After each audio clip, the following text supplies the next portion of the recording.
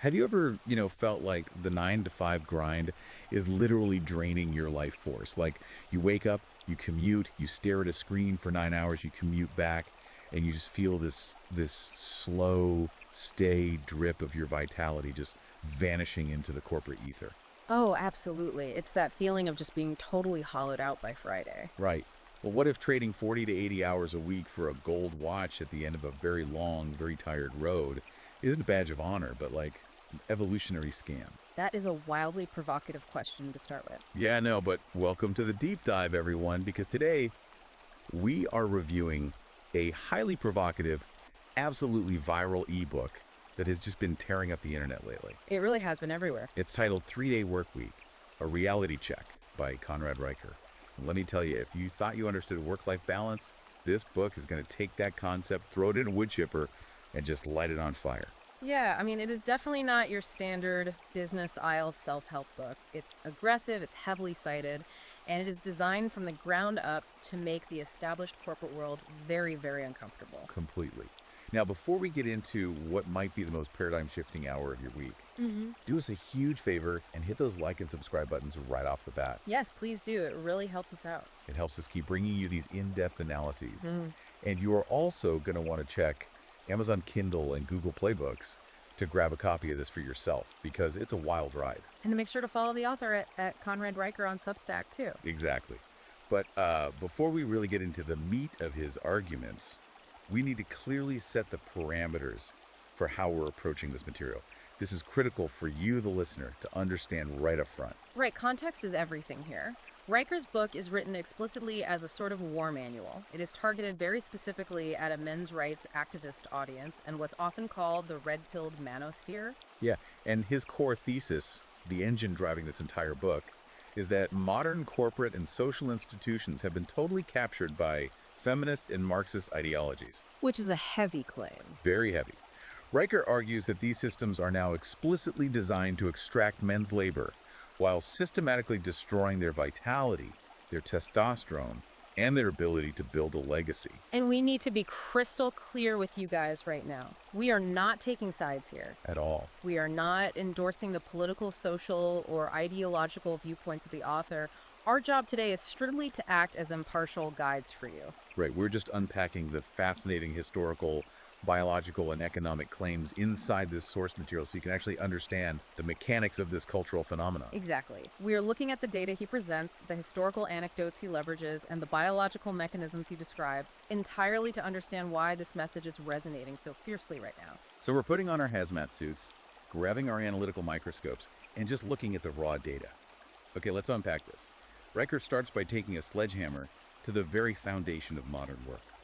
He really goes straight for the throat of hustle culture. He does. He argues that the 40-hour work week and the grind are neither historically natural nor economically superior. He essentially claims that men built empires and civilizations working in 3 days a week. Which sounds insane at first, but he completely rejects the premise that constant, agonizing toil is the default state of human progress. And to prove it, he anchors his first major argument in Henry Ford's famous 1926 experiment. Right, so most people know Henry Ford as the pioneer of the assembly line, the guy who turned automobile manufacturing into this hyper-efficient machine. But Riker points to Ford's implementation of the 40-hour, 5-day work week. At the time, you have to remember, that was a massive, highly controversial reduction in hours from the standard 6-day, 60-plus hour grind that dominated the Industrial Revolution. And Ford didn't do this because he was some benevolent socialist. Yeah. Right? I mean, he was a ruthless capitalist. Exactly. Ford didn't cut hours out of the goodness of his heart. He did it to create what Riker terms the Sunday car effect. The Sunday car effect. Tell me about that. Well, Ford realized a fundamental flaw in the 1920s industrial economy. If your workers are trapped in a factory all week, just exhausted, they don't have the time or the physical energy to actually use the consumer products they are building. Wow, so true. You cut their hours, you give them free time, and suddenly they need recreation. They go joyriding on Sundays. So the demand for the very product they're making literally explodes because they finally have the leisure time to consume it. It's like an economic multiplier. Precisely. But it wasn't just about consumer demand, actually. It was about the psychology and physical recovery of the worker. Riker goes into incredible detail about the Rouge plant, which was Ford's massive factory complex. Right.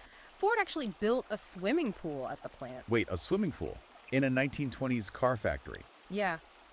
Workers were swimming laps during their breaks, and the executives at the time thought this was absolute madness, that it would destroy productivity.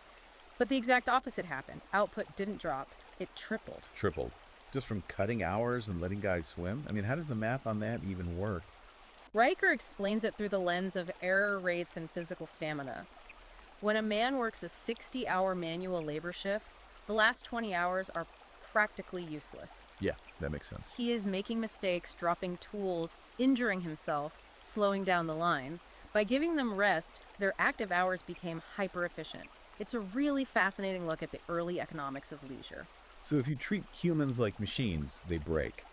But if you treat them like biological organisms that require rest and recreation, they become exponential drivers of both production and consumption. Exactly. But Riker contrasts this American capitalist experiment with what was happening in the Soviet Union around the exact same time, in the 1930s. He frames this as a battle between two completely different philosophies of human energy. Okay, right. The Soviets under Stalin. They were actually terrified of Ford's model, weren't they? Yes, because Ford was proving that free market capitalism could provide both wealth and leisure time. That completely undermined the Soviet narrative that capitalism was inherently abusive. Right. So Stalin went in the exact opposite direction. He tried to sabotage the perception of the shorter work week, spreading state propaganda that leisure caused capitalist decay. Oh, wow. Simultaneously, he enforced brutal, mandatory 60-hour quotas on his own people just to prove that the Soviet state could outproduce the Americans through sheer brute force labor. And the human cost of that stubbornness was just apocalyptic. I mean, Riker points out that this relentless state-enforced grind didn't lead to a utopia at all. It directly contributed to the starvation of 3 million Ukrainians in the Holodomor. Yeah, it's a dark, brutal example of what happens when a massive institution demands constant labor without factoring in biological limits. The system quite literally consumed its own people. And it's the ultimate failure of viewing human beings as inexhaustible batteries. But Riker doesn't just look at the 20th century, right? He wants to prove that this is a fundamental historical truth. Right. He goes all the way back. Yeah, he goes to the Puritan settlers in the 1630 Massachusetts Bay Colony. Now, we all grew up hearing about the Protestant work ethic, right? Oh, yeah, absolutely. This cultural mythos of endless, pious, dawn-to-dusk toil that supposedly built America. But Riker doesn't look at their sermons. He looks at the actual colony ledgers. The receipts? Exactly, the receipts. The ledgers tell a very different story than the folklore. The actual records of timber felled, crops planted, and hours billed show they were routinely working 6-hour days. Wait, really? 6 hours? Yeah. Riker argues that the Protestant work ethic was essentially colonial virtue signaling. I love that phrase. It's so good. The religious leaders would preach about 18-hour diligence from the pulpit to maintain moral authority, but practically, the settlers would go home at noon to brew ale and rest. It was a public relations campaign, not an actual blueprint for their daily productivity. Colonial virtue signaling. That is such a brilliant reframing. And to prove that this isn't just some anomaly of early agricultural life, he brings it to military engineering. He looks at the Roman Empire. Okay, what did the Romans do? Specifically, he looks at the siege of Masada in 73 AD. The Roman legionaries built a massive 375-foot siege ramp up the side of a mountain in the middle of the desert. That's insane. They did it in just 3 weeks. But Riker notes they didn't do it by whipping their soldiers into heat stroke. So how do they do it? Well, Roman engineering was built on sustainable rotation. They used strict 6-hour shifts. One cohort would build while the others rested, ate, and slept. Meanwhile, the Jewish rebels they were besieging at the top of the fortress were terrified, pulling 12 to 14-hour days guarding the walls without relief. Ah, so you have two completely different models clashing right there. Exactly. Riker points out the biological inevitability here. The exhausted defenders literally collapsed from systemic fatigue, while the rested, rotated Roman engineers methodically conquered them. Wow. If we connect this to the bigger picture, Riker is basically building a case for what he terms performative stress. Yes. He's arguing that our modern culture of burnout, where everyone competes to see who can look the most exhausted, is actually a glitch in our evolutionary software. Yeah, We've confused the appearance of working hard with actual tangible momentum. definitely. Staying late, sending emails at midnight, bragging about how little sleep you got. It's the modern equivalent of Puritan virtue signaling. We've replaced the steam engine with Slack pings, but we're still acting like we need to shovel coal for 16 hours a day. He argues that it's a massive societal delusion. We optimize for motion, not progress. Okay, I have to step in and push back on this, because while the historical anecdotes are neat, there are modern moments where raw, unadulterated grinding actually seems to have been the only thing that saved us. Like what? What about the Y2K programmers? I mean, in 1999, you had developers pulling 20-hour days, sleeping under their desks, pounding energy drinks, manually rewriting millions of lines of ancient COBOL code, Right. and they literally saved the global financial system from collapsing. Doesn't that prove that sometimes, when the stakes are high, the 40-hour week just isn't enough? Like, you can't leisure your way out of a hard deadline? That is exactly the counter-argument most people jump to, and Riker actually dedicates a significant portion of a chapter to dismantling it. Yeah. He frames the Y2K panic as the ultimate modern example of corporate theater. Corporate theater. But the code still had to be fixed. Now, he doesn't deny that the code needed to be fixed, but he suggests that the culture of that crunch time, the sleeping under desks, the 20-hour shifts, was performative stress engineered by middle managers. How so? The actual effective work still takes time. Yes, but Riker explains the mechanics of software engineering. When a programmer works a 20-hour shift, the code they write in hours 15 through 20 is usually garbage. Oh, because they're basically a zombie at that point. Exactly. It's riddled with logic errors and missing syntax. So what happens? A fresh team comes in on Monday, and they have to spend their entire shift debugging the exhausted programmer's spaghetti code. It creates negative momentum. Right. Riker argues those managers force the insane hours to justify their massive Y2K budgets and, as he colorfully puts it, their Tesla leases. The actual effective work was likely done in small, concentrated bursts by rested coders, while the rest was just expensive, chaotic noise. So he's saying the exhaustion was a feature of the bureaucracy, not a requirement of the technology. Exactly, and he backs this up with the compounding math of productivity. This is a crucial point in the book. Okay, lay it on me. Since 1950, overall worker productivity in the West has grown by roughly 2% annually, largely thanks to computing and automation. Riker points out that if we actually applied that compounding efficiency to reducing our hours, instead of just artificially inventing new bureaucratic tasks to fill a mandated 40-hour week, we should only be working Tuesdays by now. Wow. The math on that is staggering. If an accountant in 2026 can do in 1 hour with Excel what it took an accountant in 1950 a whole week to do with an adding machine, why are they both still sitting at a desk for 40 hours? Parkinson's law. Work expands to fill the time available for its completion. If management gives you 40 hours to complete a task that takes 10, you will unconsciously stretch it, attend useless meetings, and generate performative stress to fill the void. Just to look busy. Exactly. Riker's argument is that keeping the 40-hour framework in a post-industrial, highly automated world is a deliberate institutional choice to keep people busy and compliant, not a requirement for economic output. Which leads us to a massive, really uncomfortable pivot in the book. If the 40-hour work week isn't economically necessary, if we could literally work Tuesdays and maintain our standard of living, why does it persist? Right, why are we doing this? Why are we all still doing it? This is where Riker moves from historical economics into raw, uncompromising biology. He argues that this system persists because it biologically neuters men. Yes, this is where the book shifts into a very aggressive biological framework.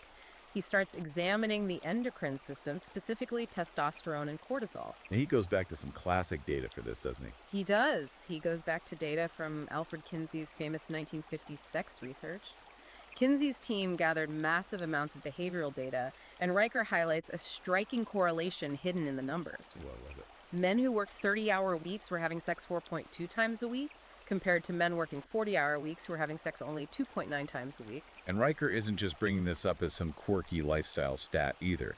He frames this as raw evolutionary signaling. Exactly. He views sexual frequency and vitality as the ultimate biological key performance indicators. But, he knows 1950s data can be dismissed, so he brings it right up to the present. Oh yeah, the Stanford study. He cites a massive 2024 study out of Stanford involving 12,000 men. The researchers tracked their hormone panels against their work schedules. They found that men on a 3-day work schedule experienced a staggering statistically undeniable 19% spike in their baseline testosterone levels compared to their full-time peers. 19%. That's huge. And Riker specifically notes the p-value was less than 0.001, which in scientific terms means the correlation is absolute rock solid. It is not a statistical anomaly. A 19% spike just from working 2 fewer days. I mean, how does that mechanism actually work? Is it just because they're sleeping more or what? Sleep is a factor, but Riker explains the deeper physiological mechanism involving the HPA axis, the hypothalamic pituitary adrenal axis. This is the body's stress response system. Right. The modern grind is characterized by chronic low-grade stress. Deadlines, commutes, artificial light, constant emails. This chronic stress causes the adrenal glands to constantly pump out cortisol. Which is the stress hormone. Right. Cortisol is an alarm system. In a survival situation, it's great. It helps you run from a predator. But if the alarm never turns off, it is devastating to the male body. Because the body is prioritizing survival over everything else. It thinks it's dying. Precisely. High cortisol literally signals to the testes to shut down testosterone production. The body thinks we're in a permanent state of emergency. Now is not the time to reproduce or build muscle. Wow. Furthermore, chronically high cortisol shrinks the prefrontal cortex, the part of the brain that handles complex decision-making, emotional regulation, and memory.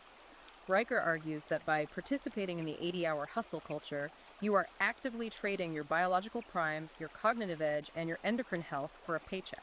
I love that battery memory effect analogy he uses. Like, if you constantly drain a lithium-ion battery to 0 every single day, the maximum capacity of that battery permanently shrinks over time. Riker is saying corporate cortisol does exactly that to the male endocrine system. It really does. And this leads to what he calls the cuckoo clock paradox. This is such a brutal metaphor.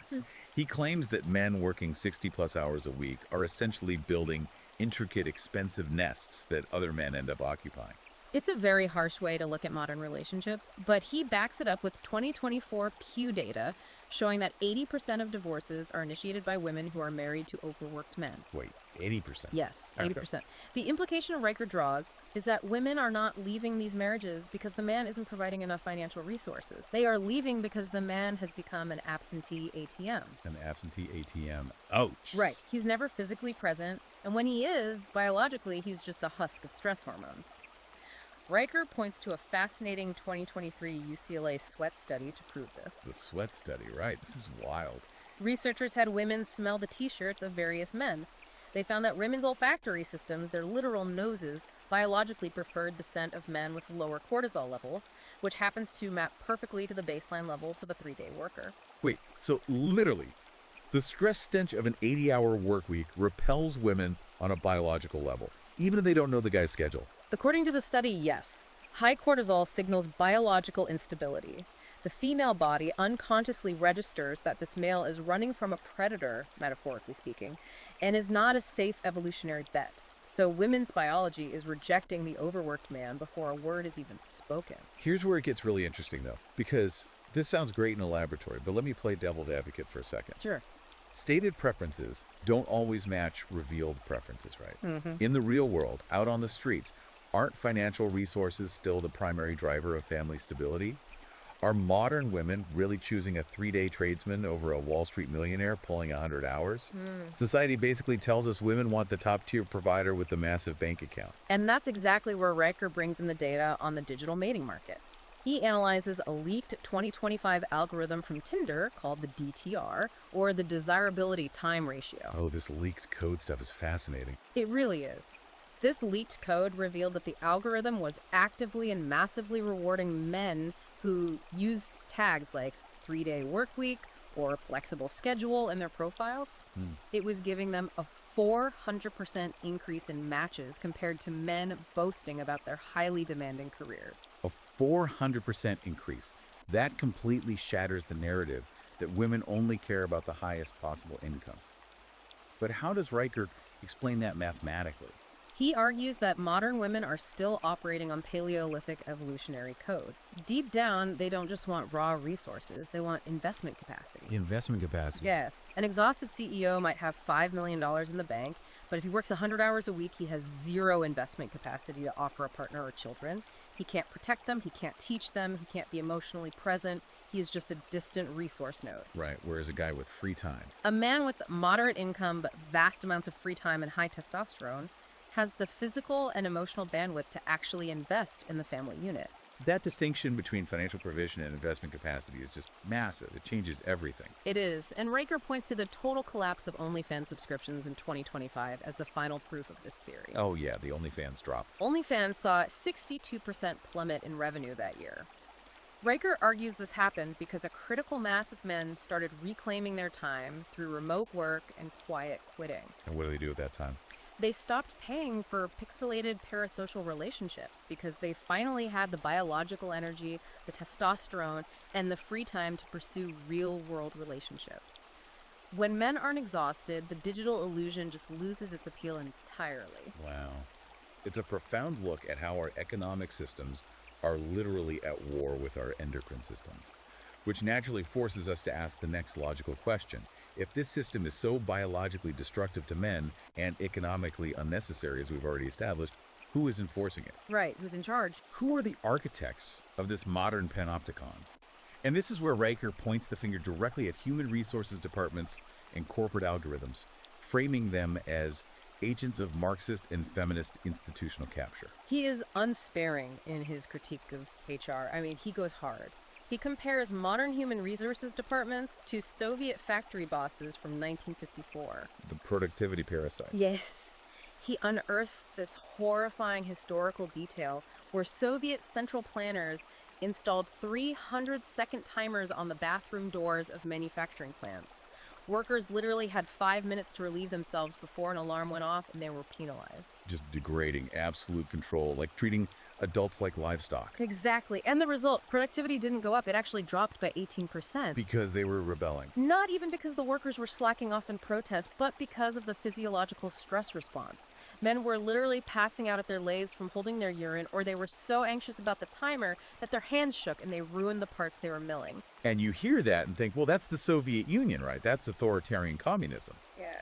But Riker immediately pivots to modern corporate America to show that we are doing the exact same thing, just with slicker digital tools. What's fascinating here is he brings up a highly controversial, leaked 2023 Goldman Sachs memo.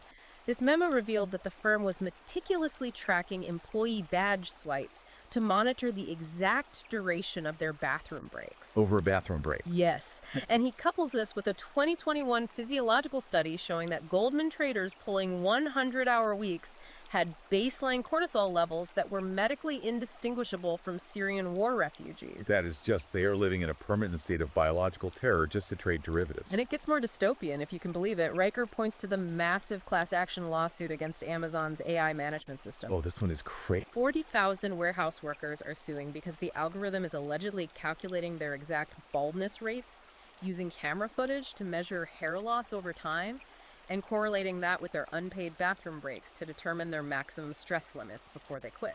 It is literally the Soviet timer, optimized by machine learning.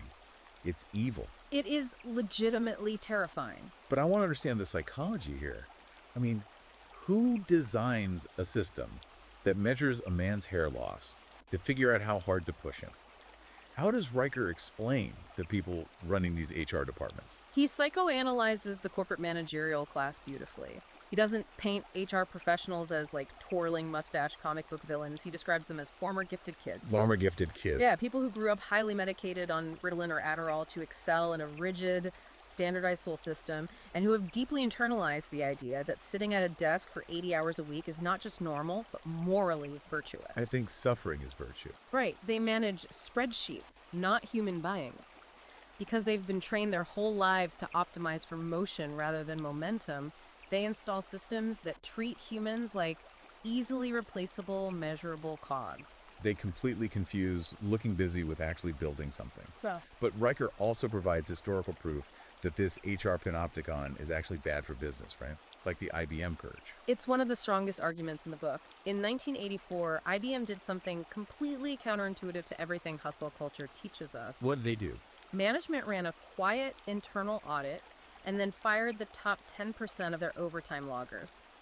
They explicitly targeted the people who were sleeping under their desks. the absolute undeniable grinders of the company. Wait, they fired the people working the hardest? That sounds backwards. And what happened? The company's revenues jumped 14% the following year. Okay, wait, explain the mechanics of that. How do you fire your hardest workers and make more money? It makes no sense. Because of what we discussed earlier with Y2K cascading errors, Riker argues that rested workers make fewer mistakes. The grinders at IBM were generating massive amounts of performative stress. Oh, right, so they were making a mess. Exactly. They were exhausted, their prefrontal cortexes were compromised by cortisol, and they were writing bad code or making poor strategic decisions.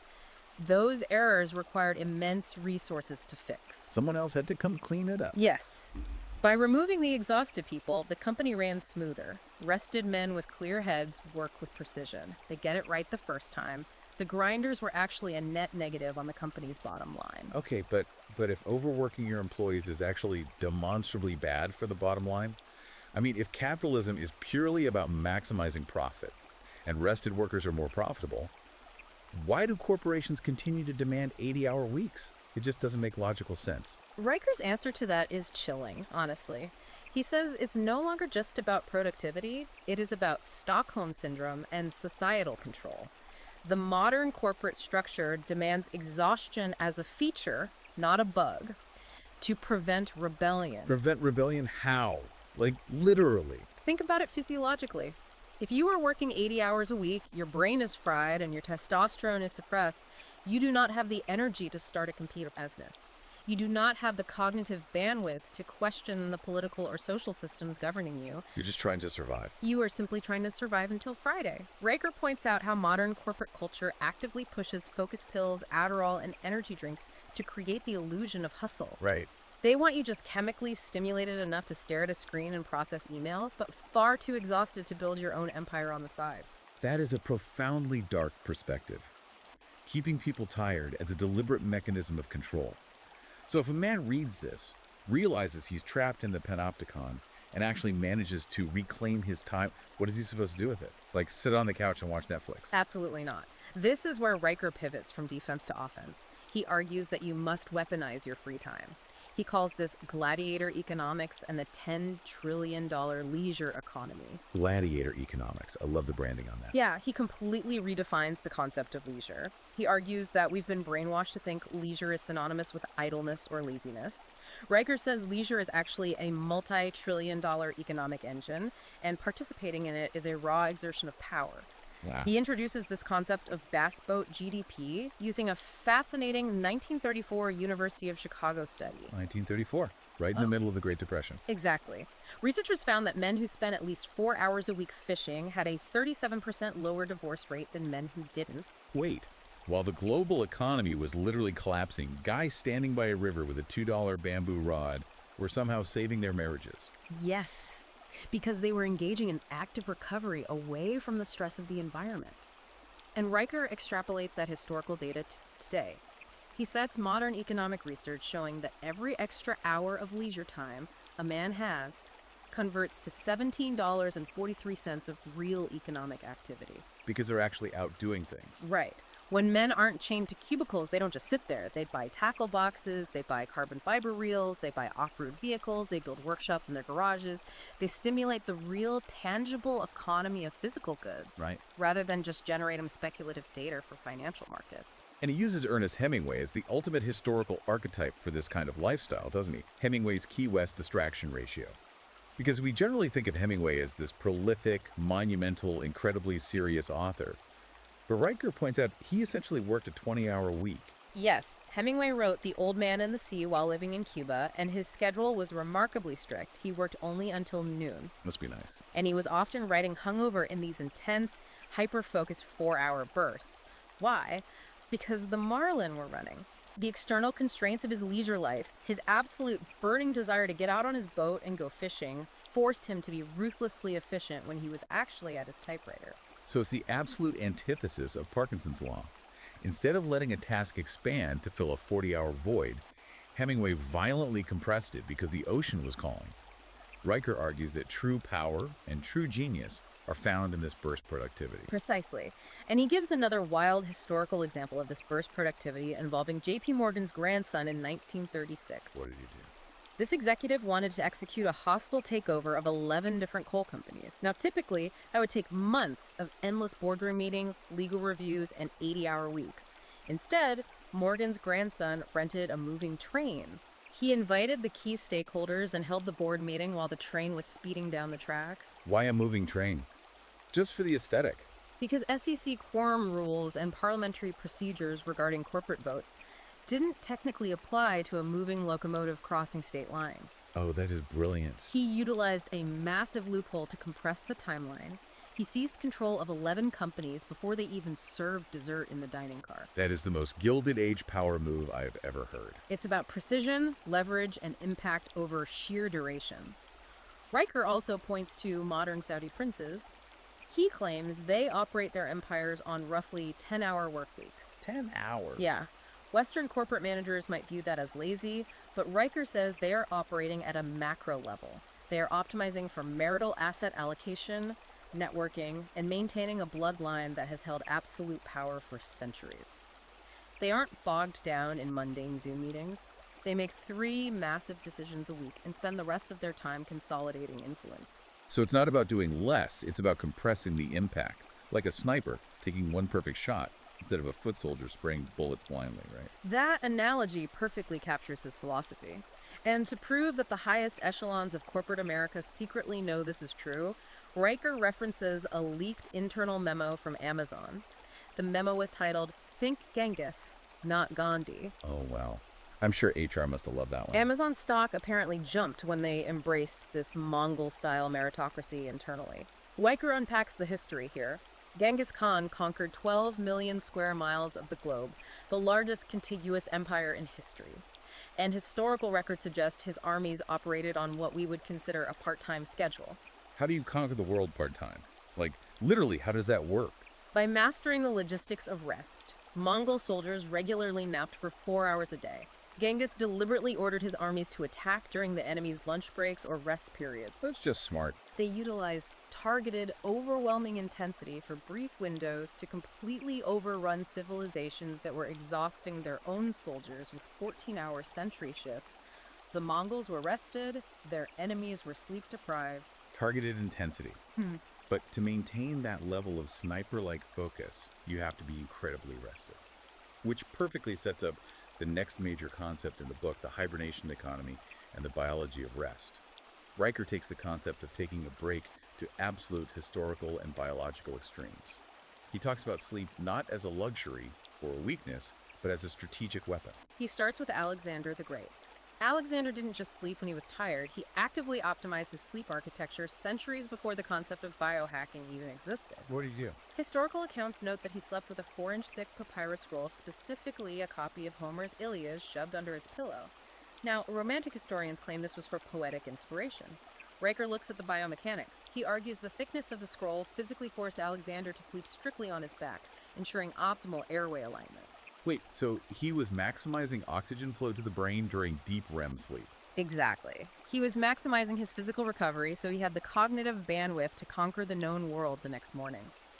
And then Riker contrasts how different cultures view this kind of deep rest, specifically looking at the 18th century Scottish Highlanders. Right.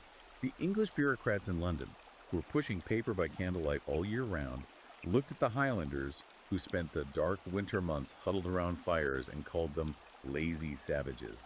Yes, but Riker analyzes what the Gaels were actually doing. They were using that winter downtime to memorize oral epics that were 4,000 lines long. They were reinforcing their cultural identity and passing down generational knowledge. While the English were just doing busy work. Exactly. The English clerks were producing volume ledgers, taxes, memos that no one remembers. The Highlanders were producing cultural endurance. Riker calls their winter idleness a form of intellectual warfare. Survival and legacy don't hinge on how hard you grind every single day, but on how strategically you rest and absorb information. And he backs this up with biology, using what he calls the grizzly versus panda paradox. Let's spend a minute on this because it's such a brilliant metaphor. If you look at a grizzly bear, it is the apex predator of its environment. It engages in hyper-focused, intense burst activity. It will wade into a freezing river and eat 42 salmon in a single day, consuming tens of thousands of calories purely to fuel 30 days of deep, uninterrupted hibernation. The grizzly masters energy arbitrage. Right, and contrast that with the panda, which sits around chewing low-calorie bamboo for 14 hours a day, every single day, just to maintain basic metabolic survival. And they are teetering on the edge of extinction because they don't even have the energy to reproduce. The panda is a slave to a low-yield grind. Riker uses this to point out that modern corporate society essentially forces men to act like pandas. We are fighting our natural evolutionary biology. Yeah, we totally are. This raises an important question, right? Human male circadian rhythms and testosterone levels naturally dip during the dark winter months. Pushing for maximum corporate output and Q4 sales targets in December is biologically counterproductive. We are trying to sprint when our bodies are screaming at us to conserve energy. So what does this all mean? Like, are we supposed to literally sleep through the winter? Am I supposed to call HR and say, hey guys, see you in March, I'm hibernating? Well, he doesn't mean literally sleeping in a cave for 3 months, but he absolutely advocates for structuring our economic output around actual biological realities. He promotes a concept called winter thinking, which is a slower, more deliberate, highly reflective cognitive state that prevents rash, stress-induced decisions. Okay, but does that actually work in the real world? He gives a real-world, modern, industrial example of this working at scale Canadian oil rigs. Roughnecks in the freezing cold. Yes. Some drilling companies adopted 3-day shifts for their roughnecks during the deepest, darkest winter months. They recognized the biological toll the cold and dark were taking. The result? They saved $12 million annually in hypothermia claims, accident payouts, and ruined equipment. $12 million just by letting them rest. The men were sharper, warmer, and more careful. Working with the winter rather than grinding against it quite literally saved lives and millions of dollars. It's about respecting the human machine. Right. Which brings us to the final and undoubtedly most intense section of the book, section 6. Because ultimately, Riker says the justification for abandoning the 40-hour week isn't just about making more money or having higher testosterone or avoiding corporate stress. It's about what you leave behind when you die. He gets deeply controversial here with a concept he calls polygamy math. Yes, this is where the war manual aspect of the text is most apparent, and where his analogies get highly provocative. He introduces the concept of temporal arbitrage, the trading of your finite time for genetic and cultural legacy. He uses Brigham Young as his prime historical example. The Mormon pioneer. Correct. Historical records show Brigham Young worked roughly 25-hour weeks managing the administrative affairs of his territory.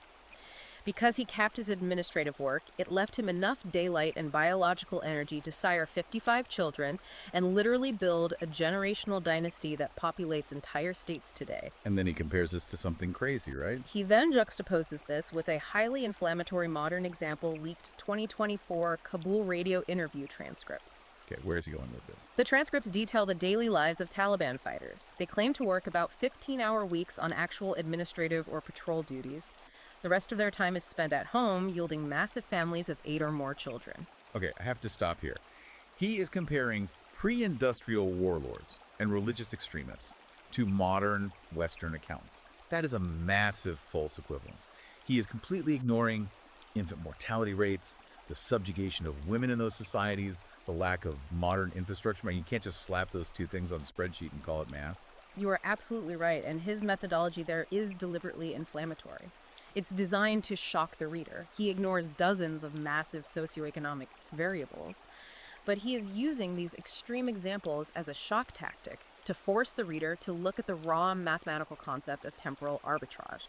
He contrasts those extreme figures with the modern Western corporate man. Right, the guy working 80 hours a week in a glass tower. Exactly. Riker points out that the Western man is working 80 hours a week, and because he's so stressed and infertile, he's spending tens of thousands of dollars outsourcing his gene pool to IVF clinics.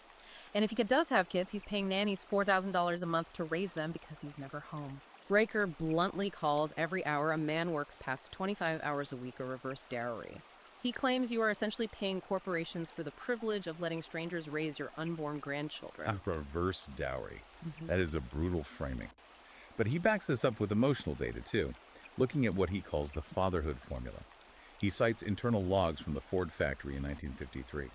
These logs show that 78% of fathers on the assembly line miss their children's birthdays due to mandatory overtime quotas. And he links that historical tragedy directly to today's TikTok trends. Yes, the hashtag Where's Dad trend. Millions of videos of kids essentially raising themselves on iPads and screens because their fathers are physically in the house but locked in a home office, trapped in Zoom purgatory until 8 p.m. Riker's message to his audience is absolute. You cannot outsource presence. A nanny can feed your child, but they cannot impart your legacy or your values. He argues that modern men have been sold a massive lie about retirement. This idea that you grind your bones to dust for 40 years so you can finally relax and be a father or a grandfather when you're 65. He explicitly calls retirement a pyramid scheme. And he brings the data to prove it.